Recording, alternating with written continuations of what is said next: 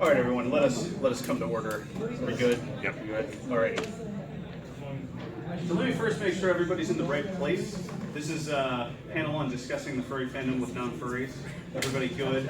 Nobody needs to rush out, try to find the correct panel room.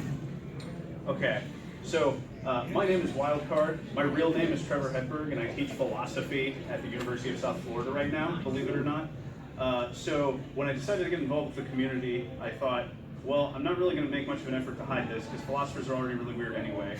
I go to conferences where people debate about whether or not numbers are real. So if you think you do weird stuff, I don't know, we'll give you a run for your money maybe. But in doing this, I've gotten a lot of experience in trying to present the fandom in a positive way to people who have absolutely no idea what it's about or have various misconceptions. So on the agenda for a day, I'm basically going to run through real quick 3 things. 1, why the hell would I want to disclose my participation in the furry community in the first place? 2nd, if I'm going to do that, what are some general rules that I should abide by? What are some tips that might make this go better than it otherwise would? And 3rd, how can I address the oh too familiar awkward questions that will inevitably come up if you have enough of these sorts of interactions? So first, why would you want to disclose your membership in the community? Well, the first reason, one that I think is most obvious, is secrets can just be very stressful. And if you spend a lot of time trying to conceal your involvement, and especially the more events you go to, the more involved you get, the more and more difficult it may be to keep those things secret from other people. So it may just be that. Second reason is if you're talking about like a really close friend or your parents or somebody like that, you might think they just need to know because of your relationship with them. It's just important that they know what you're up to if this becomes a significant part of your life. And the third reason might be that when you disclose on your own terms and when you're totally transparent about this sort of stuff, you have an advantage dialectically in that you can bring this subject up on your own terms. If you don't do that, then you're always at risk that somebody's going to figure something out unexpectedly and ask you one of the awkward questions when you're not ready for it, or worse, if it's a public setting of some sort. And you may just want to avoid that situation preemptively by just having one of these conversations with them at the front end. So on the handout that I've given you, I've basically got sort of a simplified list of do's and don'ts. And a couple of these are more important than others. The number one rule in your presentation of the community is you've got to be positive in your perception of it, which means not being sheepish or afraid of bringing it up, not being dodgy when people ask you questions, and also not feeling like it's something that you need to conceal information about. So you want to, as much as possible, be positive. You also want to be honest. I do a lot of moral philosophy professionally, so I think that it's good to just be honest in general. You know, I'm not a big fan of lying, but also because with some of this stuff, people are just one Google search away from figuring out if you're bullshitting them. And if you bullshit them and they call you on it and they find out, you will lose all credibility with respect to how you present the community to them. And so it's a big gamble if you're going to try to deceive people about your involvement in the community or about what people do at events like this or things of that sort.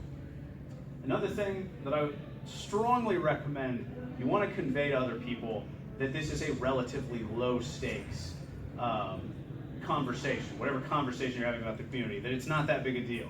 That may not actually be true for some of you. I know that some of you, this may feel like it's a really important part of your identity. It might be your primary social group where most of your friends are. It might even, depending on your background, what your family life is like, it might be one of the only contexts where you feel comfortable being yourself. And I get that. But the random person you're talking to who knows nothing about the community will not get that and will be suspicious if you treat it like it's a really high stakes topic or high stakes conversation. So those 3 things to me are the most important.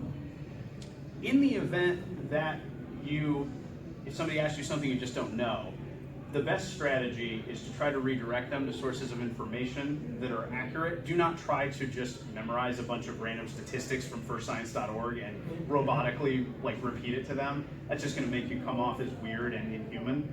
And I realize that we kind of like to be inhuman in a certain way, but this is not the right way to do that, right? So don't go that direction. Just let them do that research on their own. Now, I do recommend you should give them direct sources. Do not ever allow them to just go to Google and put in furries. This is bad, especially because they'll undoubtedly have safe search off, and God knows what they're going to find. So furscience.org is really good. There are lots of good Wikifur pages. There is an interesting website that I just found called whatarefurries.org, which is just basically survey. It's just a big collection of survey data. I think it's part of First Science, if I remember right. You could be right. I only found out about it last week. So it was something that was recommended to me by an acquaintance in the community. There's some really interesting stats on there. They've got about 4,000, a sample size of around 4,000, 4,300.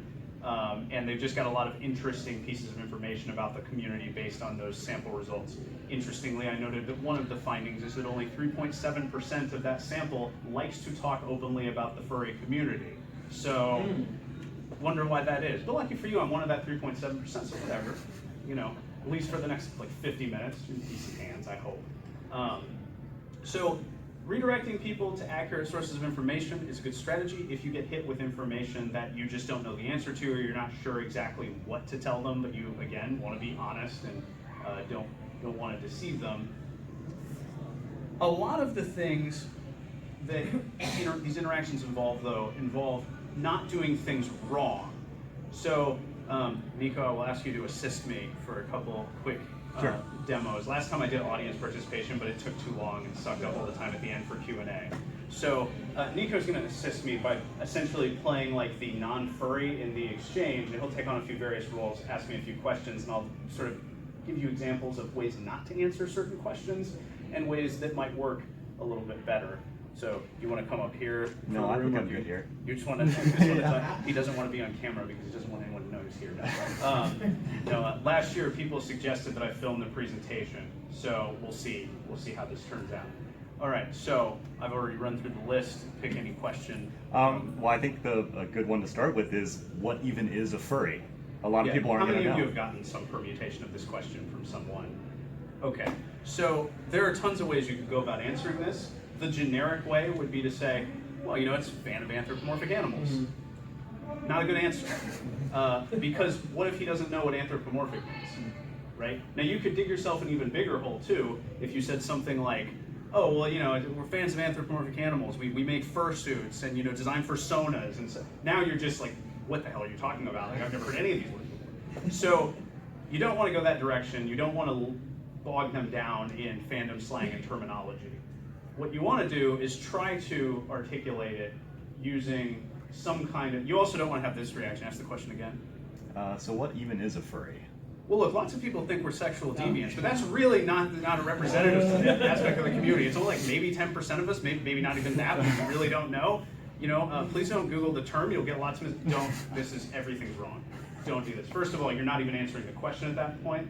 But the general tenor is also wrong. Like, you should never be playing defense in these conversations, right? Your first reaction should not be, oh God, another person asking about the community. How do I save myself and prevent the fandom from getting better? That's the wrong way to approach it.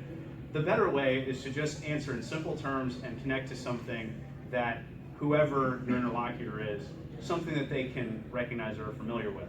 So if someone asks you, well, what's a furry? I might say something like, well, have you seen Zootopia? Yeah. So the characters in that movie are basically furries, right? Walking, talking animals, that sort of thing. And so the furry fandom is basically just fans of that art style, fans of that general genre. So art, literature, costuming, those kinds of things, but geared around that subject matter. Now maybe they haven't seen Zootopia, but maybe they play video games. Maybe you ask them about Sly Cooper or Star Fox, something like that. Maybe they don't play video games. They're a real loser. If you haven't seen Zootopia and haven't played video games, you're losing a lot of social credit in my book. But those people exist. But maybe they grew up with cartoons. So I know, for example, my dad was a fan of a real old school cartoon called Rocky and Bullwinkle. So that was an example I used in his particular case. I mean, he's in his mid-60s. So you got to dig a little bit back for that. But cartoons are a good example. Recent films, video game characters. Just give them something from popular media that's easy for them to understand that serves as an example, and then generalize from that. So that way you avoid having to use crazy terms like anthropomorphic. You don't get into the really fandom specific things like personas or fursuits. Now, that stuff may come up, but you should not start with that. Don't bombard them with information right off right off the bat they don't know. Well, how are you going to distinguish between fans of cartoons and furries in particular? Yeah, so another good question you might get. The main difference is that furry is a distinctive community of people, and a big component of it is character creation and, say, self-identification, which means, by self-identification, I mean you identify as part of the furry community. A person who doesn't know about furries can't really be labeled a furry in my book. But if somebody asks you a question like that, what you should point to is the fact that the furry community has its own sort of unique way of doing things and also is freestanding. It's not based on something else that exists. So, what would be a cartoon I might use? Disney. What? Disney. Well, sure, but I was thinking of like a show or something. And don't say My Little Pony, I want to use a different example. Sure, Looney Tunes. So a fan of Looney Tunes could theoretically be a furry, but they might not. A person who is a furry is more likely to want to design their own characters, want to customize their experience in some way. They're not just a fan of some already existing show and a consumer of that kind of content, right? A huge part of this community is that you bring your own creativity to the table. You make your own character in some sense to represent yourself. Yeah, go ahead. So what about using like the, as far as like anime fandoms as sort of a counterpoint to that? Like with the anime fandoms, it's sort of the same thing, but it's with a character that has been created by a third party. It's sort of a fandom about that character or that show. Whereas with the furries, it's much more the same thing, but with sort of created internally as far as so that's an excellent strategy if they understand Yeah. what the anime fandom is and can understand that distinction, True. which I know some people that would work well with. In other cases, it might not. The other related question you might get to this is the sort of what do furries do? Like, okay, so you told me what it is, but like you go to these events, what the hell goes on there? That's a tricky question to answer because like how do you summarize all that in a succinct encapsulation? You don't have like a 200-page novel you can just hand them, like Furry Conventions 101. So I would encourage you, if you get asked what furries do, to just highlight one or two things, whatever things you are most passionate about and can speak the most positively about. So if you're really into the costuming, talk about that. If you're really into the art, or if you're an artist yourself, talk about that. If you are in the dance community, which is well beyond my means, but who knows, some of you in here might be more capable, talk about that. But just canvas one or two of the main things that goes on that you participate in, and then maybe add in at the end like a bit that there's more to it. So you say, well, I go to conventions to participate in video game tournaments and board games and buy cool art that I've commissioned from certain people who happen to attend the con. Other people go to participate in dance competitions. Sometimes there are musical concerts. People go to raves. But don't go into depth on every single thing. You'll just overload them with information, and that's one of the things you gotta fight, because you're gonna bombard them with a lot of like, this is a world they just don't understand and don't know, and you gotta just dip their toes gently in the water. Don't throw them into the deep end right away. Any other questions? Yeah, well, you've told us a little bit about what furries do, but I mean, aren't a lot of those things kind of just auxiliary concerns? Isn't it primarily just a sexual thing? Okay, yeah, so how many people have gotten this question? Yeah, about the same number of people. So this is the question I think everybody really worries about, or permutations of this question, like how do you handle this? God help you if your parents asking this question, right? Like maximal awkwardness, right? So there are a couple of ways that people propose to answer this question. My general inclination is to just be straightforwardly honest. The number one thing is don't panic when you get asked this question. Again, don't get defensive. Just be straightforward. Just say, well, so we have a lot of people in the furry community who are LGBT, and the community is very sex positive, encourages self-expression, encourages exploration of those identities. And when you put that together with a creative community of people who are really capable artists and so on, you're going to get some erotic content, but it's not any different than most of the other communities that exist out there. And it's also not the predominant, certainly not a prerequisite to being in the community, and not the predominant aspect. I think you'll find that if you actually went to an event, a lot of that stuff is overblown by sensationalized media and things like that.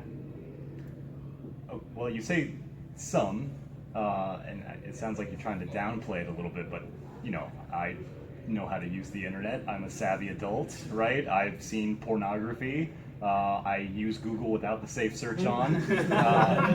So, I mean, it's not just some. There's tons of furry porn and all kinds of stuff like that. So is it really as minimal of a thing as you're saying it is?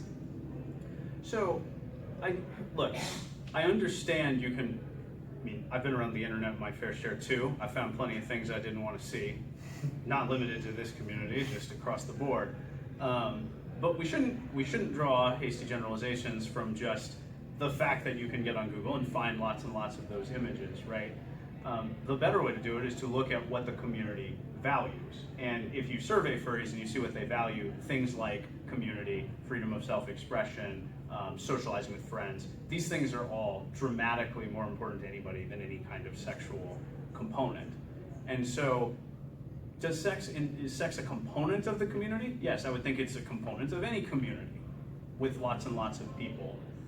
When you get past a certain, and I should also add, we've got a lot of college kids in this community, and I've taught at many college campuses, and I'll tell you a secret. You get lots of college kids together and you give them access to private rooms and alcohol. Things happen. And sometimes those things have bad consequences when condoms are not used properly. So in that respect, furry community is no different than the regular college-going community. When you get people in the age range of 18 to 25, yeah, you're going to get some frisky behavior, as it might be. But again, that's not a defining feature of the community. If you went to a convention, you would have to dig to find that. You would not find that normally in any of the regular activities or anything like that. So if you're concerned about being able to be involved in the community and avoid that, you shouldn't have a problem. You got to go looking for this sort of content to find it. Thanks. Okay, I was wondering if you were going to press even further, because sometimes people do. So the other thing that I should note, so I'm going to put you in the role of being my dad. He is older than me, but not by much. You don't have to say anything here. I'm just going to demonstrate, because this is something that always comes up on Reddit and on YouTube videos and so on. Like, kids basically like, how do I come out to my parents about being a furry? There are many things wrong with that idea. So if I say so if I started this conversation by saying like, hey Dad, remember that time I told you I was gay? This is already like, we're off to a terrible start. There are two reasons for that. The first one is, at its core, this is a hobby or an interest. It is not a central part of a person's identity. And so you shouldn't equate those two things together. I think that that's fundamentally, the last time I did this panel last year, I didn't condemn this as much as I should have. But I've learned a little more, and I really think this is just a mistake. It's not the right way to talk about this. And when you're talking about coming out as, say, bisexual or trans or something like that, this is something that's a core component of who you are as a person. This fandom shouldn't have that kind of a status. People come into it and leave it all the time, and it's more geared around shared interests, not a central component of your identity. So I think it's just conceptually a mistake to like frame it that way. But the other reason is, if you do it this way, you are breaking one of the main rules, which is you're not portraying this as a low-stakes conversation. You are setting the bar very high. This is a supremely high-stakes conversation. And that's not how you want to lead out when you're disclosing this to a close friend or to your parents or something like that. So a better strategy would be to just act like it isn't a big deal and say something like, hey Dad, there's this event I want to go to next year in Atlanta. It's called Furry Weekend Atlanta. It's this convention geared around fantasy art and other things. They've got a theme about pirates. Looks pretty cool, but it'd be kind of expensive. I might need you to chip in some money to help me go. Is that something we could start like setting up? Oh, sure. That's too easy. I'm a very generous dad, right? Well, tell me. Let's go a little further. Yeah, tell me more about it. What happens at a convention like this? Okay, well, I've already covered the what a furries do thing. The only difference is that you might. So here's what I would do if you have that. It's like, well, the good news is my phone is recording, so I can't pull this up as an example. But let me show you a program, right, of the convention from the past. You know, you've got poker tournaments, dance competitions, improv comedy groups. musical artists. You've got a dealer's den where you can just go and buy tons of cool stuff, or reserve commission slots. But use concrete examples if you're talking about an event. Use concrete examples from a previous event. Also highly recommended, use the Safe for Work events. I mean, not strictly required, because there have been not safe for work events that I don't think would be portrayed the way you might expect. Like last year, I attended a documentary film about a member of the fandom who committed suicide.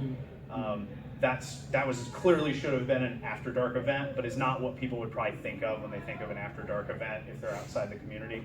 But as a general rule, keep to like G and PG rated events if you're going to use that as kind of an initial framing for talking to people about what you're going to do at one of these conventions.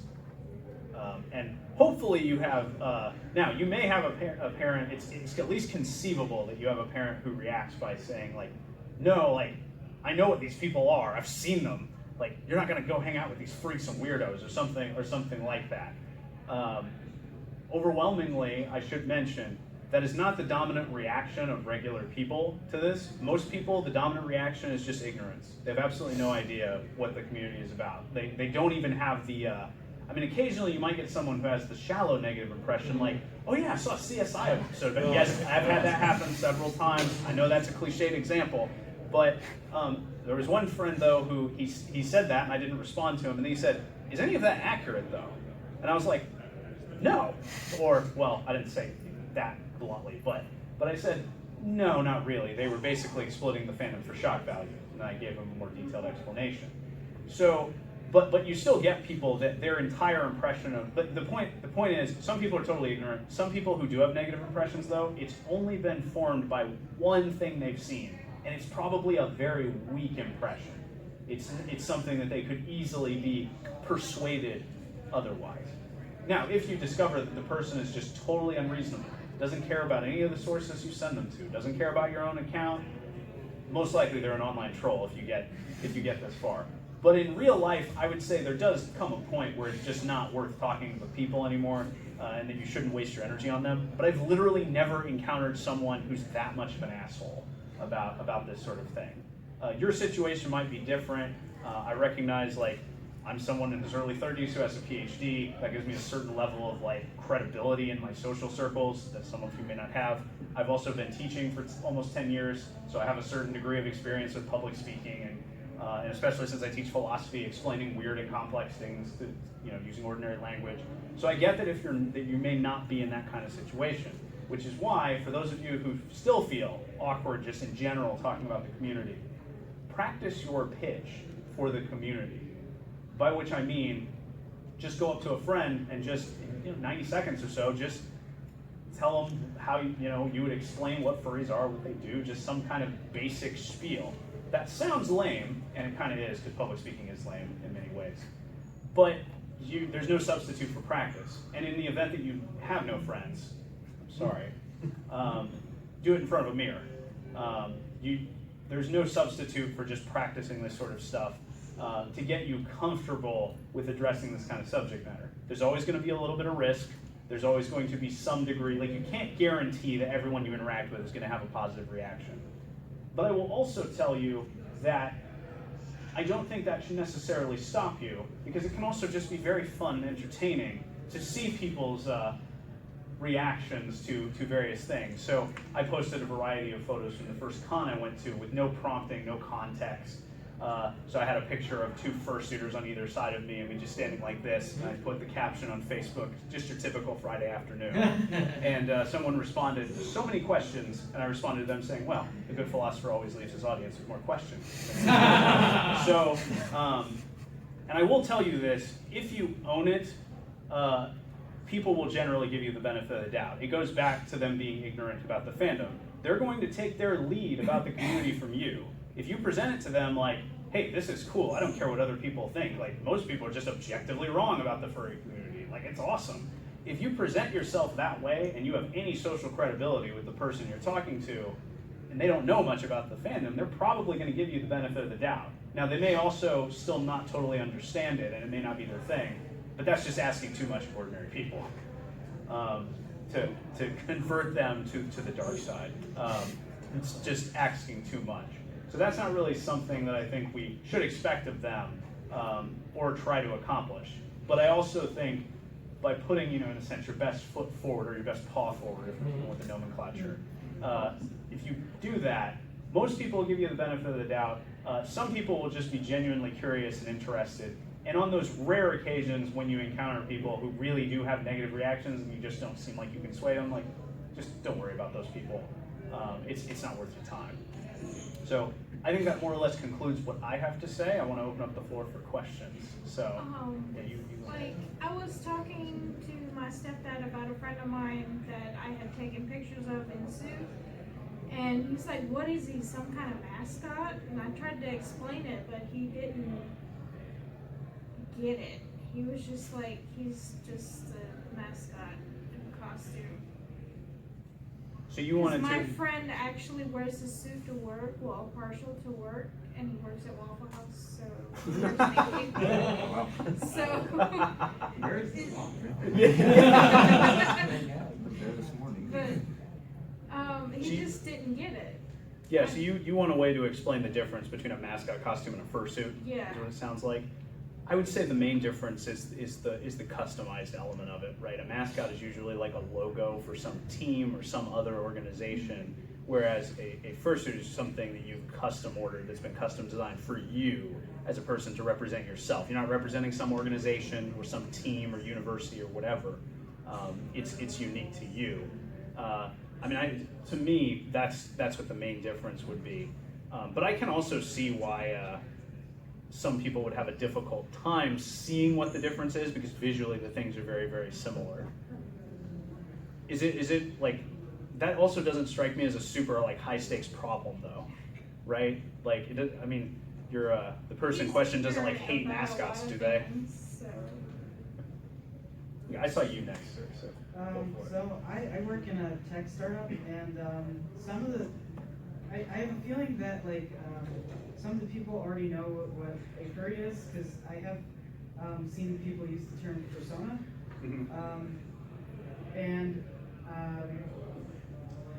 well, I had a Lucario sticker on the back of my iPad, and they're like, "Is that your persona?" And I'm like, no, it's a Pokemon, which I was right, but it also is my persona. So, interesting. So I kind of dodged the question, and I think saying no, it's not my persona kind of said, oh, I know what that is, but I kind of gave away that I also know what I don't know. So I know that like there are people in my office that know what furry is, but I don't know what they know. Right. So I don't know how to talk about it. So whenever I take vacation, they go, where are you going? And I go, I'm going to a convention. They're like, what kind of convention? I'm like, it's like a convention for nerds. And they'll be like, what kind of nerd convention? They'll be like, I've been to Star Trek conventions. Is it like that? I'm like, die.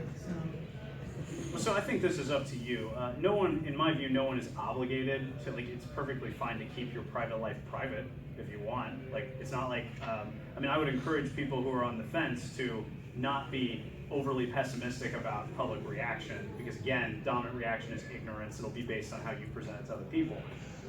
But I would also say, you're not obligated to disclose your, so if you want to continue to handle the situation by like, sounds to me like you're giving like truthful answers, but you're not giving the whole truth in a sense. But how often do we actually give the whole truth to almost anything, right? I mean, if you go on a first date, you're surely not going to start out by saying like, so here's a list of all of my faults as a person.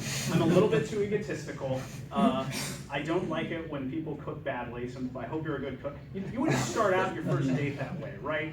You would hopefully present more positive things and withhold some information. Now, when the relationship gets deeper and that information comes up, you would hopefully be honest about it then. But almost none of us disclose every single detail about what we do to everyone else. And I would say you're perfectly within your rights to continue to keep some boundaries on what these people know if you don't want to bring it up with them. Yeah, I think in that instance, when they asked like, once they pressed beyond it's a nerd convention, they eventually just said, it's okay, you don't have to like disclose your fandom. And I'm like, wow, that's interesting. One good way to easily dodge that is you could say it's like Catholic Halloween party. So, and I'm going to put you all in the queue, so I can hear you and then Yep. you. So, I just had a comment on the mascot thing that you brought up. The term that I heard was from somewhere, and I don't remember where, was freelance mascots. I like that. I like that. Yeah. Does capture the same idea, right? Not Yeah. loyal to any particular brand or organization or whatever. Also, I know some people came in late. I'm sure there are spare handouts, like as I pass those out at the beginning. So if you want one of the extras, please take those. If, I don't know if you want them or not, but if you want them, they're yours to take. So, as far as how would you handle somebody who already is sort of set in their mind what they conceive the furry fandom to be, or what furries are? Maybe not necessarily in the most positive light. I know, as you said, for a lot of them, just to sort of, It's at a certain point, yeah, I think it's But not for worth certain- your time. But for certain things, like what if it's, I'm not speaking from a personal experience, but if it was a more critical relationship or something that Yeah. was What if it's cause a your- what lot if of it's your wife? friction, like what would your strategy be as far as approaching that? Like, is it even worth your time to try to sort of change their minds, or? It depends on how valuable the relationship is. So, if it's your spouse, probably worth an effort. Yeah. If it's, so I'm thinking here of the scenario where you're involved in this community, your spouse somehow doesn't know it and then finds out and then freaks out or something like that, which apparently that happens, although I know that people self-select from within the community, people who already Yeah. know about it are involved, so, but yeah, your spouse would qualify. I think that in certain contexts, your parents could qualify depending on your age and your relationship with them. So, what about, let's say, depending on your work situations, if you have a coworker where just by circumstance, like you're going to be working, closely together, and there's no way to avoid that. It's something where, like, maybe this is a sort of secondary example, but let's say that something, word spreads and somebody discovers something and they have maybe a negative impression and they're sort of fixed in their thought process, but this is somebody you have to work with like every day. How would you handle something like that? Like, it's not something so intimate as like a spouse or a relative, but at the same time it's something that would cause a lot of friction in, let's say, a work environment. So, I would say the main rules of the game still apply. You should make an effort to be positive in your presentation of the community. I think that here, hitting the aspects of the community that you find most positive and most valuable to you specifically would be the most effective strategy. And I think that you basically just try to do it gradually over time. Yeah. You try to wear down their psyche a little bit. So what about also as far as like leading by example? Like, let's say you let's continue the coworker example, for example. Like, let's say you've worked with these people for a long time. They obviously know you as a person, maybe not necessarily certain aspects of what you do in your free time.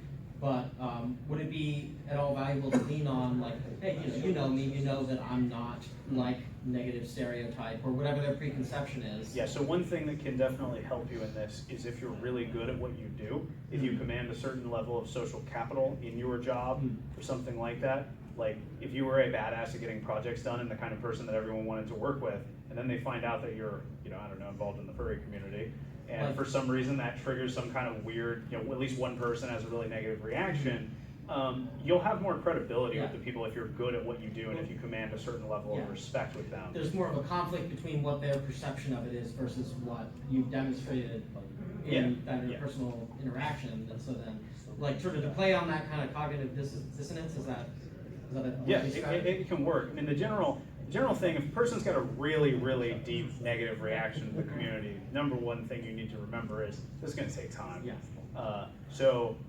you just need kind of work on it. Don't try to bombard them with information. Don't expect them to have a eureka moment where they're like, oh yeah, I completely agree with everything you said. I mean, that's never going to happen. You ever have political disagreement with someone? Like, it's the same kind of problem, right? Like, it takes time for people to change their views. Once those views become entrenched, it takes time for them to change. So I apologize for all the follow-ups, but just one minor addendum. As far as the sort of the different strategies you presented, as far as sort of like avoidance versus, or sort of not make, or I forget the words you used before, but that versus then sort of leading by demonstration, does that at all conflict? Like, if it's something that you try to keep distant versus how can you at the same time then you know, address it sort of. I'm not conveying this very well, but Yeah, so I think I it do seems like the I- strategies are kind of diverging a little bit. Yeah, I think it's context sensitive what you use. Yeah. So I think that in certain situations, it can be appropriate to be more selective about the information you present and the extent to which you disclose your participation. I think in other situations, it's better to be headstrong. It'll just depend on the person you're interacting with. It'll depend on the specific context. Again, like how much social capital you have with this person or this group that you're talking to. I don't think there's a simple answer to that question. We just have to sit down. And it's like, all right, here's 2 pages of the situation. I'm like, okay, in that context of those situations, but there's not going to be. This is where you gotta, There's you know, no panacea. yeah. There's these general tips I can give you, but their application in certain tricky situations is going to probably be left up to your judgment. So, I'm sorry, ma'am. You've been very patient. That's no problem. I'm not a furry, and of course I have the negative perception because I am in the nerd community and I have several fandoms and I go to Dragon Con. So I understand cosplay and I understand really liking something enough to cosplay it or go to conventions. And of course when I told people I was coming, all the negative stereotypes came up. Right. Now, I no longer believe that because I had somebody explain it to me. But I still don't I get that it's not the negative stuff, but I don't really get what it is. I mean, it seems to be more than cosplay. Like, I don't think I'm Harry Potter. I just like to dress up. Yeah. And is there No, I get your question. So, the way I would describe it is I think that, and this is also, I think, speaks to what is unique about the community, it is more than just cosplay. Because the characters that people are creating to represent themselves are in many ways, in some form or another, a reflection of some aspect of their own, personalities, right? Sometimes it's the same kind of person that they are, just a different species and perhaps a different occupation or something like that. Other times it's a more idealized version of themselves, so it's very common for people who are shy or introverted to imagine themselves as someone else who is more outgoing, more confident, and then if they get a suit and get into suit and they become that character in a sense, they're more outgoing, it's easier for them to interact with people. There's also a really strong element of anonymity to this. Like, I told you all my real name, but nobody calls me that, right? Everybody around here for like 4 days of the year calls me Wildcard. So if I wanted to be anonymous, I could easily be anonymous, and even more so if I had an actual full body raccoon suit, I guess. So I think you're right. It's more than cosplay, and I think that what's different about it is the sort of personalized nature of it and the way that people kind of make their costume their own, right? Their own product, their own incarnation, however they choose to do that. Does that kind of help? It actually does a lot. Okay, thank you. Can I add to that? Sure, go ahead. I've been in this for a long time. One of the best ways to explain our fandom, even though it has actually grown out of the fandom and more into a populace now, it's our diversity. You look around, you see poor people, you see rich people, you see white people, you see black people, you see all kinds of Christians, Asians, you see different races, you have different cultures. It doesn't matter if you're Muslim or Arab. It doesn't matter if you're Jewish. Nobody here sees them. Yeah, you have no race when you're in black and blue raccoon. Nobody sees that, and nobody judges you.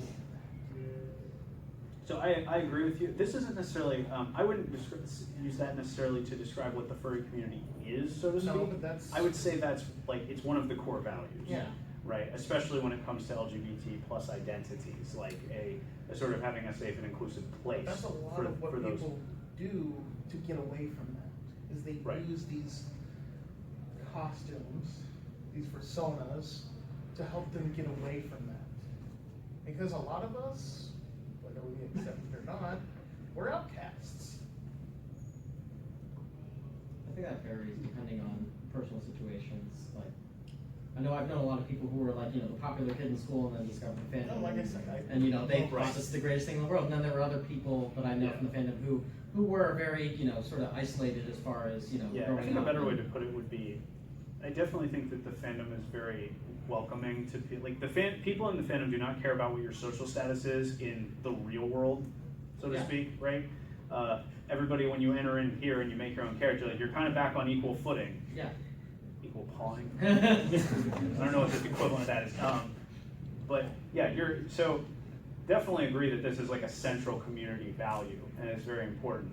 I do think that can play a role if you're trying to answer the question, like it didn't come up and address it specifically, but if you're asked like, well, what's so good about the furry community? And there are several other things you could say too. That's obviously one of them. Another one is would be like the charity donations and charity work, the valuing of animal welfare. Those are good things to mention. The art and the actual stuff that is made by people, which is often of incredibly high quality, is also a good thing to mention. But I would definitely say that the safe and inclusive space for people from marginalized populations is surely a massive positive aspect of the community, and one that could resonate maybe the most strongly with a lot of people. So, go ahead. I have a question. It's kind of more of a personal question for you, but it kind of relates to something I'm going through now. You're a college professor, right? So, and you obviously have a PhD, so you're really positive for your career. Have you ever been afraid that if something were to happen to that, and you can explain to somebody the fandom, would they just be like so to the point where it's like, yeah, we don't know what this is, and we can't really like verify it to the point where you're like, we just don't want to deal with you? Have you ever been afraid of that? Are you worried about like Career-wise? prospects? Yeah, that's... So, first of all, I have a huge online footprint under my real name, under my philosophy research. So if a person just puts my name into Google if I'm applying for a job, they're gonna have to go through so many page results to find anything related to the fandom. And what they're gonna find is a couple of pages on the Zootopian News Network talking about how I use Zootopia in one of my college classes. That's not gonna leave them a negative impression. So that's one reason why I would say no.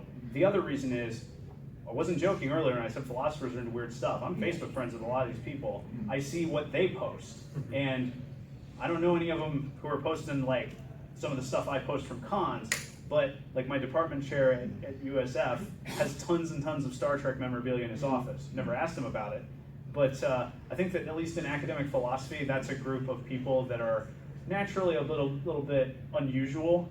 I mean, I spent 7 years of my life studying moral philosophy. This is not something a normal person does, even within this context, right? And all of these other people who are on these hiring committees did that and much, much more, right? So the short answer to your question is no, but I also recognize that like there are career paths that one could take where maybe that's not true. I do think it would be very hard for me to run for president. Not anymore. I think not anymore. Not after. Well, anybody can run. I've got some stuff in philosophy of religion I've published. I don't think the Christian right would like. So Fox News might have a field day with me between that and the furry stuff. Like I work in the public sector, and so it's like we're in the public eye. So it was always like some sort of everyday something leaked or somebody like wanted to get like vindictive or something. Yeah, but I mean the other thing I would say in my own field, like if it were actually a big deal, like if I was doing super quality work, teaching extremely well, and they were like, we can't hire you because you're a furry. Okay, I don't think I want to work for you if you're that petty and you're evaluating me not based on how well I can do the job, but based on these other criteria. The only thing with it is like, well, if you're into this, we can't take you seriously, or you don't take anything seriously, because I've heard that from people before. It's like, they need to be more mature or something like that. That's something that's crossed my mind. I think in general, philosophers don't take themselves all that seriously. Because again, we go to conferences where we debate about things like whether or not numbers are real, whether or not we're actually in the matrix, what it means for a person to know something. I'm not kidding. No, I know. It's a big debate. Anyway, you've been patient. Now I gotta get my own train of thought back. I probably embraced the fandom about 6 years ago, unapologetically. About 5 years ago, I actually created a nonprofit. We actually provide cosplay and fursuiters to charities and community service projects. And as far as PR, of course, you can imagine the spiral that off. Yeah, We yeah. actually provide insured, background vetted costume performers, which has actually liberated a lot of my crew to actually talk about what they do. Right. We've been in the newspaper 4 times. We were actually on backdrop to Layla Spaniel when she was on the CNN special when they filmed in Florida. And actually, with our approach to the public, we've probably had almost a 99.9% positive response. We have actually participated in the 140th birthday for St. Mark's Evangelical Church. We've been in public schools. We've been requested by the Humane Society, different city events. And the stigma that we often sense is far less than what's actually out there. Yeah. But you do have to be prepared to answer questions. Right. And the most, I missed the beginning of things, so I may be overlapping things you said. I don't dismiss what others consider more stigmatized aspects of the fandom.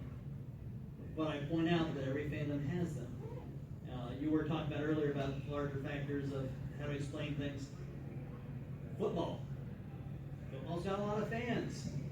You've got fans that paint themselves blue in 10-degree weather and tailgate for hours on end. And then still go to the game. But that's completely normal. Completely normal. What is it? But, Don't ask that question. Not going down there. Not going. But I mean, in that regard, very often I have to figure out how to pitch who we are and what we do to different people. And very often I throw out the fact that in the spirit of clowning, we are a modern clown troupe. Yeah, I like that analogy. Embracing- So I should also add, like, what you've said about not dismissing those questions is consistent with what I mentioned earlier. So we're on the same page as far as that goes. Also, I really like your shirt. Thank you. It says I'm really a raccoon to human, so I mean, obviously. Yeah. I know I saw at least one other hand before I called on him. Or did I imagine that? I just had a comment, but I don't it's not that important. Okay, does anybody else have any questions? All right, well, if this was a helpful panel to you, I hope that you review it, because I always forgotten to mention that, but apparently there's a way you can give like a 1 to 5 star rating on the panel, so if you thought it was useful, please give it a 5 star. If you thought it was terrible, then please just forget to review it. But whatever, if you, I'll stick around if you have any more specific questions or want to ask me more about my involvement in the community or what it's been like doing academic philosophy and goofing with people on Facebook about this. Because I have had a lot of very interesting conversations with people. I did have one notable instance at the APA Eastern where before I had disclosed full fandom participation. APA is like American Philosophical Association. And I was in a hotel, it was my roommate hotel, and at some point he just randomly, out of the blue, asked me, like he'd been thinking about this for a while clearly. He said, "Trevor, are you a furry?" And I was just like sitting there and I was like, well, apparently this is happening. So I answered him with a maybe to just gauge his reaction, and he laughed, and then he said, "That's awesome. I love that one of my friends is a furry," and then we went from there. So just a good example, like don't assume people will have a negative reaction. A lot of times, sometimes they'll have positive reactions, sometimes they just won't know what's going on, but also sometimes they'll be genuinely curious and just want to know more. I heard in a print, you might get a kick out of this because it's a philosophy, is that if somebody ask you point blank that question, well, you ask them, well, what is a furry? just get it. And then depending how they answer, it's like, well, do you know me? Right. So you just like ask a question with a question. So. Yeah, you could. I like to be more straightforward with people when they ask these kinds of things, because otherwise you kind of, especially as a philosopher, you just come off as being a smartass. Philosophers can annoy people really easily, so we got to kind of work on that. Kind of a follow-up. If you can gauge that someone knows what a furry is, but you don't know what their interpretation is, how do you ask for what their interpretation? Or do you Like if they have a positive or negative reaction. The short answer is, I don't know if I would ask what their interpretation is. I would just see if it comes up, and if they have something that's incorrect, you just correct them, right? So I would kind of just wait and see approach, I guess. Because I don't know how you would ask that question, like, well, what do you think a furry is? And then if they give you like a weird answer and you start correcting them, that seems like one, you're giving away some things about yourself that maybe you didn't intend to when you started the conversation, like, because they're going to ask, like, "Wait, how do you know so much?" But also, that may come off as a little bit kind of arrogant, in a sense, to like, just, I'm only asking you for your opinion so I can prove you wrong. So I think a better way to go is, like, if it comes up in conversation and they say something that you don't agree with or that you think is not consistent with the data about the community or something like that, then just gently say to them, like, "Well, I'm not so sure about that. Here's kind of my impression of the community. I don't agree with this particular thing you've said," and you just give your reasons why, and you go from there. There is one other resource that occurs to me that I should mention specifically for people who are parents.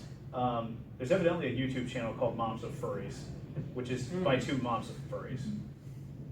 And it's specifically a parent-centric view on how to address some of the issues that we've come across in here. So if you are a parent or expect to be a parent at some point in the near future, and you want very narrowly specific advice from that particular perspective, the perspective of two moms who take like furries under the age of 18 to cons and stuff like that, that's worth, you know, a quick search on YouTube to look at some of their stuff. Somebody brought up last time that I ran this panel that you may not want to go straight to like Majira Strawberry or Rage Hounds videos or things like that about the fandom, because the first impression you give of someone who doesn't know anything about the furry fandom you may not want that to be a 7'6" red and white fox talking straight into a camera. Yeah. Tell them to go to Uncle Kage. Uncle Kage is also possible, although I know some of the stuff he says is very strong-willed, I'll say. So Go to the interview. Oh, you mean like the media facing Yeah. stuff? I do think the media scenarios are a bit different. There's a little bit of a difference between. No, I meant specifically Uncle Kage's interview. Oh, just his interviews with Yeah. the media. No, it's one specific video that I'm referencing, and he basically talks about the things in the community, the things that we do. He references a few different conventions, like how one particular media personality snuck into a convention, and basically their end result was a Christian Halloween party, Catholic Halloween party. I think I know at least that quote that you're referring to. But I thought you were referring to Uncle Kage's like Furries in the Media panel, which there are several versions of. There are several. That's why I didn't But reference those. the media context is a bit different because Yeah. all the interactions we've talked about here, the assumption is that you're interacting with a real person who knows who you are and who is not kind of out to exploit you in some way. You cannot always have that guarantee when you are talking to the media, especially now. I know like here they do a lot of effort to screen out shady presses, as it were. But if you were being interviewed, there's a little more at stake in a sense, and you can't always be confident that what you say will be taken at face value. Uncle So Kage makes mention of that too. Calls them. yeah, so there's a rhetorical component to media interviews that's not usually going to be present in your regular interactions with normal people in your social group. So I don't know how we're doing on time. but- It is 8:27, so we have 3 minutes. Okay, well, if anybody else has any questions, they can ask them. Otherwise, I'm happy to stick around. You all can go on your way. I am going to be going to Dad's garage at 9, so I won't be here forever. But thank you all for coming and spending some of your Friday night to listen to what I have to say. I hope it was useful. And I hope you all enjoy the rest of the convention. Likewise. Thank you.